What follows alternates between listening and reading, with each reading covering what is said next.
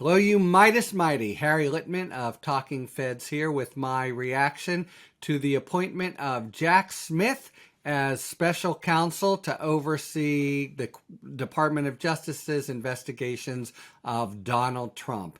Now, his marching orders are to oversee the various prosecutions. We don't even know what they consist of because they're sprawling and numerous from January 6th, but also, and probably more importantly, the Mar-a-Lago purloined documents, potential charges, including obstruction and the Espionage Act. Now, why was he appointed when he hadn't been appointed before? It's because Trump became a presidential candidate. Now, many people speculated he did that, did Trump, to try to evade or throw sand in the gears of a criminal investigation of him. It really was a vain hope on his part. There's no reason at all, if anything the opposite, that the Department of Justice or state authorities can't indict a former president. However, when he became a candidate, it was an extraordinary circumstance, which is the term used in the regs, and also a potential conflict of interest, which you can see, because if he's put in jail, that makes it easier for Joe Biden, Merrick Garland's boss, to win the presidency, and even indirectly affects Merrick Garland's tenure. So that was the triggering event. Now, Smith comes in under these regulations that are in the Department of Justice. It's important to underscore this isn't just Merrick Garland giving his own sort of loose sense of what needs to be done, but his reading of the law. And under the law, Smith will now take over oversight of the investigations involving Trump. However, unlike, I think, any special counsel or independent counsel in memory, he is not starting out at the beginning of investigation when typically a special counsel gathers his or her own staff and has to start from scratch. Here, and it was an important, essential part of his appointment, they are way down the road, especially on Mar-a-Lago. In my reading, they are within a couple months of a prosecutorial decision. And Smith is not going to reinvent the wheel. He's just basically going to be in charge and overseeing that effort. So basically, it will continue while they bring him up to speed. And at the end of the investigation, when it's time to make an indict or no indict decision, Smith, will make a recommendation to Merrick Garland, who still retains the final authority and the final decision whether or not to indict. Although, if he decides to do something other than Smith recommends, he is required to report that to Congress. So a lot of people said, well, why would you appoint a special counsel if you weren't going to indict? I think that's a little bit too quick. He's in there to exercise independent judgment. It's certainly part of what prosecutors do, among their finest responsibilities, to decline, and that could happen here. But I think it's also true that if he decides to recommend indictment, it would be extraordinary for Garland to turn it down.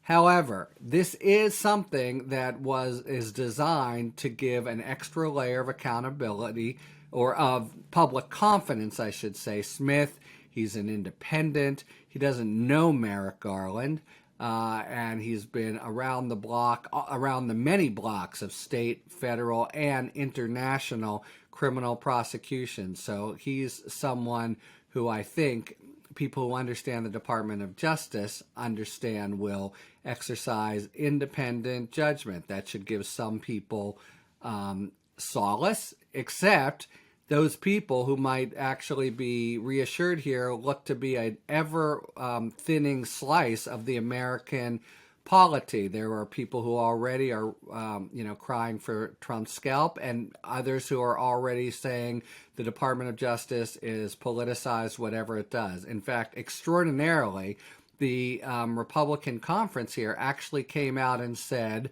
along with Trump, that the appointment of Smith itself was showed that the DOJ is corrupt and politicized. I mean, it's incoherent. They might have said, well, it won't help because everyone's made up their mind. They didn't say that. This very move of appointing someone to enhance public confidence, they called corrupt, showing their cards, I think, and those are that whatever the DOJ does in the next 2 years, including on this case, if Trump's indicted, you're going to have a hue and cry from the Hill, and especially the House Republicans, and perhaps they'll try to yank Merrick Garland down to testify. They've really made clear their independent political agenda to just dirty up the DOJ, whatever they do. But back to the investigation, I think for independent reasons, it was already pretty clear that the DOJ is nearing an investigative or indictment decision in the Mar-a-Lago case in particular. And Garland made a big point in appointing Smith that this isn't going to slow things down, and Smith said the same thing, meaning not because he's been appointed, but because of how things already were going. I think you can expect a decision in the next few months. And if he recommends indictment, and if Garland greenlights that, then we have an unbelievably tumultuous case, unprecedented in U.S. history, where Jack Smith again would be overseeing it. And he is a guy who's really done a lot of this in many different venues. So there you have it. Special counsel needed because of Trump's entering in the ring, but in theory shouldn't really slow things down. And we're looking at a decision pretty soon. When we get more important events here or elsewhere, I'll be there to give you a reaction to them. We have, by the way, our own YouTube channel now, Talking Feds. You can check that out, or else just wait for the next time when something important transpires. I'll be back to give you my reaction, and until then, talk to you later. At MeidasTouch, we are unapologetically pro-democracy, and we demand justice and accountability. That's why we're spreading our message to Convict 45.